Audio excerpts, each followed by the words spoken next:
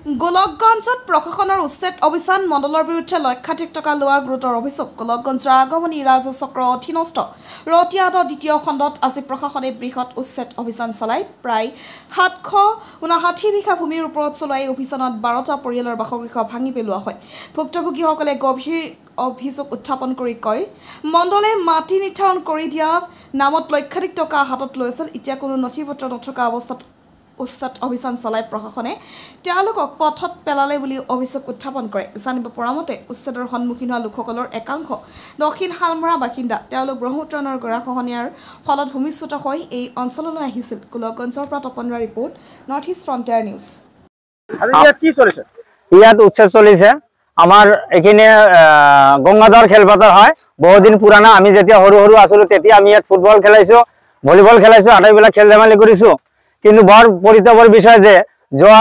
23 অক্টোবৰ 2024 বিভাগীয় নিয়ম অনুযায়ী আমাৰ সাৰ্কেল অফিচাৰ হৰেকৃষ্ণ ডেকা ছাৰে এখানে তৎপৰতাত এখানে উচ্ছেদ কৰিলে আকৌ সেই উচ্ছেদৰ মাটিত আমাৰ ডিসি ছাৰৰ মানে ব্যানাৰ লগোৱা আছিল সেই ব্যানাৰখিনি ছিঙি আকৌ তেখেতে ঘৰ বাৰী বনাই আছে ইয়াত লিড কৰিছে চৰকাৰী শিক্ষক সোমনালী শেখৰ নেতৃত্বত বাহিৰৰ পৰা মানুহ আনি আকৌ আমাৰ খেলপথাৰখন বেদখল কৰিছে কলগছ লগাইছে খেতি বাতি কৰিছে আকৌ আমি সমূহৰ ৰাইজে আমি খেলপথাৰৰ হৈ মানে গংগাধৰ খেলপথাৰৰ কমিটিৰ হৈ মই প্ৰেচিডেন্ট হিচাপত আছো আমাৰ সেক্ৰেটাৰী হিচাপত জগদীশ চন্দ্ৰ ৰায় তেখেতে আছে আমি যৌথ ভাৱত হিন্দু মুছলিম আটাইবিলাক যৌথ ভাৱত আমি আকৌ উচ্ছেদৰ সেইখিনি কৰাৰ পিছত আজি ধুবুৰী জিলাৰ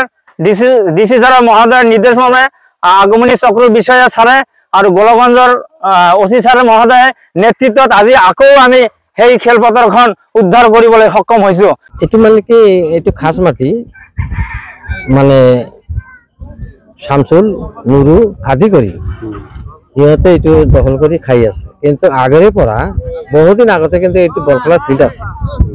ফিল্ড আছিলে কিন্তু পৰি আছিল বুলি তেখেতৰ এই যেখানে খাস জমি আছে তাৰ পূবফালে তেখেতৰ মাটি আছে খতিয়ান মাটি সেই লেভেলতে এইখিনি মাটি ধৰিছে এই যিখিনি আমাৰ বলখলা ফিল্ড আছিল এই মানে পৰি আছিল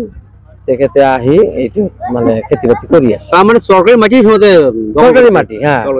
মাটি আছে বেলেগত ইয়াৰ মানে সন্মুখতে আছে কিন্তু বেলেগত আছে এইখিনি চৰকাৰী মাটি কেই ঘৰ পৰিয়ালে দখল কৰি আছে মোটামুটি 8 ঘৰ পৰিয়ালে বোধহয় দখল কৰি আছে কিমান দিনৰ পৰা দখল কৰি আছে এইটো বহুদিনৰ পৰা দখল কৰি আছে ধৰক 5 বছৰ মান হ'ব কিন্তু ইয়াৰ পিছতে কিন্তু আমাৰ কমিটি যেখান আছিল বলখলা ফিল্ডৰ কমিটি তেখেতে কিন্তু এটা দখল কৰিছিল কৰি পেলাই কিবা কিবি কৰি আকৌ সিহঁতে ধৰি পেলাই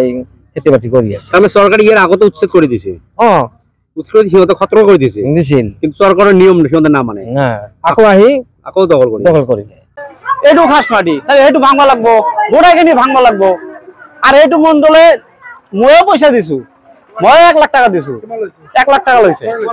এইটো মণ্ডল এইটো নামটো নাজানে বিহাৰীটো তাৰ পৰা পয়সা লৈছে সেই লোক যে আছে তাৰ পৰা 8-10 লাখ টাকা লৈছে এইটো মণ্ডল আমার কাছে মোটামুটি 1 লাখ টাকা লৈছে মাটি থাকো দিব মাটি স্যার এইটো আমাৰ দেখত মাটি আমাৰ দেখত অলপ ইফালে কোনফালে হ'ব আমি ভালো কৰি ক'ব নোৱাৰো তোৰ মাটি ভাঙি গৈছে আমি ইফালে ধৰিছো আমি এখানে দেখত ভাবি আমি এইটো খাই আছো আমলোক আমাক বুঝে দিয়ে নাই খালি অকল মণ্ডল না কোনোবাই বুঝে দিয়ে নাই আমাক আমি কেনেকে আমি বুঝিম বুলি আমাৰ দেখত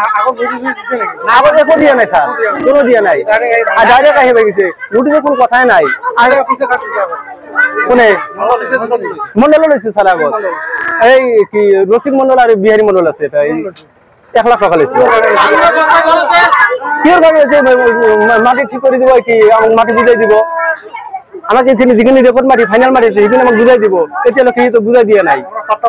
পাট্টা মাটি চাব পাৰে স্যাৰ আমাৰ পাট্টাৰ কাগজ ইয়াতেও আছে